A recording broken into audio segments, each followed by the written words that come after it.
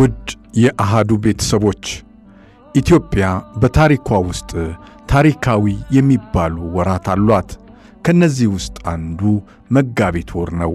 መጋቢት 28 ቀን 1933 ዓ.ም በአዲስ አበባ ዙሪያ የሚገኙ አርበኞችና የእንግሊዝ ጦር በጋራ በመሆን የፋሽስት ኢጣሊያን ጦር ድል አድርገው መዲናዋን የተቆጣጠሩባት ታሪካዊ ወር ናት።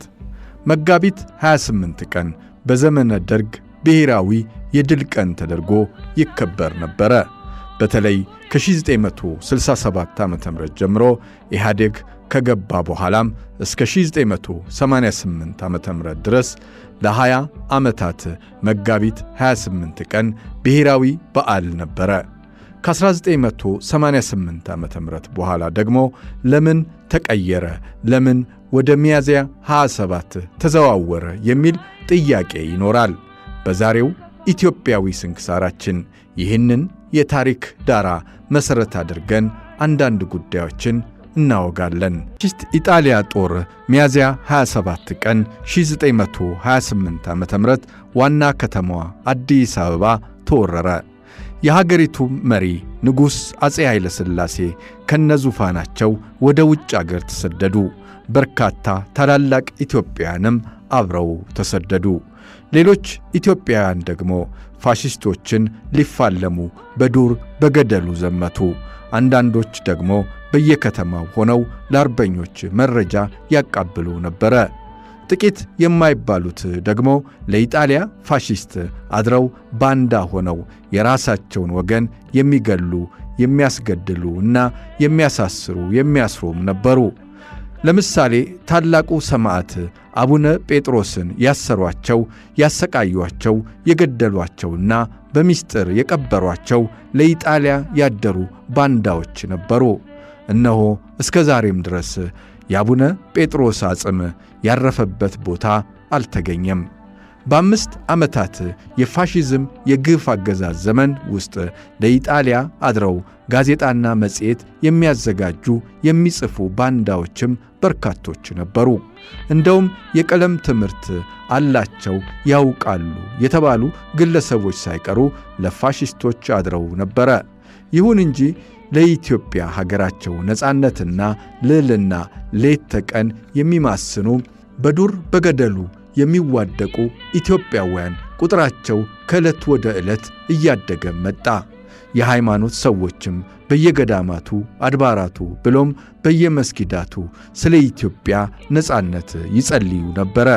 የንጉሡ የአፄ ኃይለ ሥላሴ ባልተቤት እቴጌ መነን አስፋውም በፋሽዝም የወረራ ዘመን ውስጥ ከሚጠቀሱላቸው ታሪኮች መካከል አንዱ ስደታቸውና ጸሎታቸው ነበረ። እቴጌ መነን ባለቤታቸው አፄ ኃይለ ሥላሴ ወደ እንግሊዝ አገር ሲሰደዱ እርሳቸው ደግሞ ለጸሎትና ለምህላ ብለው ወደ ገዳም ገቡ። ያ ገዳም ደግሞ የሚገኘው በእስራኤል ሀገር ነበረ። ወደ ዴር ሱልጣንና ሌሎችም በእስራኤል የኢትዮጵያ መካናት በሆኑ ገዳማት ውስጥ ገብተው 5 ዓመታትን ሲጸልዩ ስለ ኢትዮጵያ ፈጣሪያቸውን ሲማጸኑ መቆየታቸውን ታሪካቸው ያወሳል። ንጉሡ በእንግሊዝ ሀገር ባዝ በምትባል ከተማ ውስጥ ሆነው ዲፕሎማሲያዊ ትግል አድርገው በመጨረሻም የእንግሊዝን መንግሥት አሳምነው ከጎናቸው እንዲቆም አደረጉ። እናም የእንግሊዝ ጦር ከኢትዮጵያ አርበኞች ጎን ተሰልፎ ጸረ ፋሽዝም ትግል ጀመረ። ንጉሡም ከእንግሊዝ ወደ ሀገራቸው ለውጊያ ለጦርነቱም ገቡ። በኦሜድላ በኩል አድርገው እስከ ደብረ ማርቆስ ድረስ ድል እያደረጉ ከአርበኞቻቸው ጋር ደረሱ። ከደብረ ማርቆስ ወደ ፍቼ በመምጣት ላይ ሳሉ በሌሎች የጦር አርበኞችና በእንግሊዝ ጄኔራሎች በኩል መልእክት ይደርሳቸዋል። ወደ አዲስ አበባ ከተማ እንዳይመጡ ለጥቂት ቀናት እዚያው ደብረ ማርቆስ ይቆዩ ይሏቸዋል። ደብረ ማርቆስ እንዲቆዩ የተደረገበት አርበኞች መጀመሪያ አዲስ አበባን ተቆጣጥረው ከተማዋን አስተካክለው በሰላም ንጉሡን ለመቀበል በሚል ሰበብ ነበረ። በዚህም መሠረት በአዲስ አበባ ዙሪያ የሚገኙ ቡልጋ ውስጥ ሆነው በየጊዜው ፋሽስቶችን እያጠቁ የሚመለሱት አርበኞች እንዲሁም በደቡብ በኩል የገባው የእንግሊዙ የጀነራል ካኒንግሃም ጦር በጋራ በመሆን አዲስ አበባን መጋቢት 28 ቀን 1933 ዓ.ም ተቆጣጠሩ። በወቅቱ የዘመቻው አዛዥ የእንግሊዝ የጦር መሪ ጀነራል ካኒንግሃም በመሆኑ አንድ እምብዛም ለኢትዮጵያውያን የማይጥም ድርጊት ፈጸመ።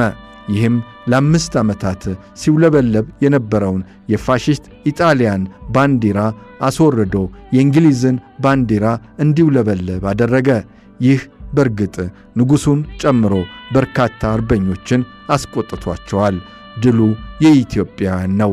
እንግሊዝ አጋር እንጂ የድሉ ባለቤት ስላልሆነች ጉዳዩ ውስጡን ቅሬታ አሳድሮም ነበረ።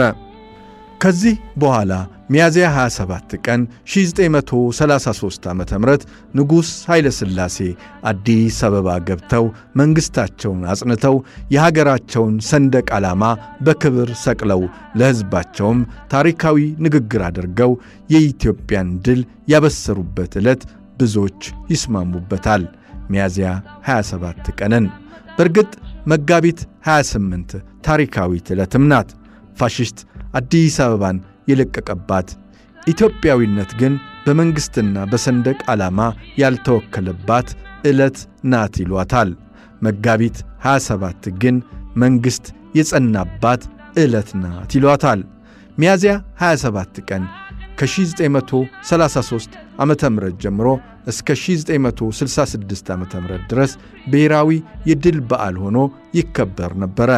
የደርግ መንግሥት የንጉሡን ሥርዓት ጥሎ ወደ ሥልጣን ከመጣ ከ1967 ዓመተ ምህረት እስከ ኢህአዴግ መንግሥት ድረስ ማለትም እስከ 1988 ዓመተ ምህረት መጋቢት 28 ብሔራዊ በዓል ሆኖ ቆየ።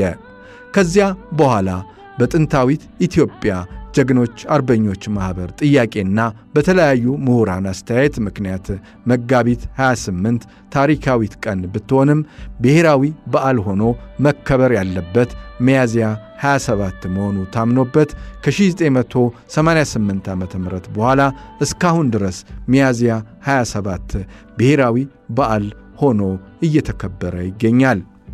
ግን መጋቢት 28 ታሪካዊት ቀን ሆና ዛሬም ትጠራለች። የአርበኞች ገድል ብዙ ነው፣ እንቀጥልበታለን። እስከዚያው ፈጣሪ ኢትዮጵያንና ሕዝቧን አብዝቶ ይጠብቅልን።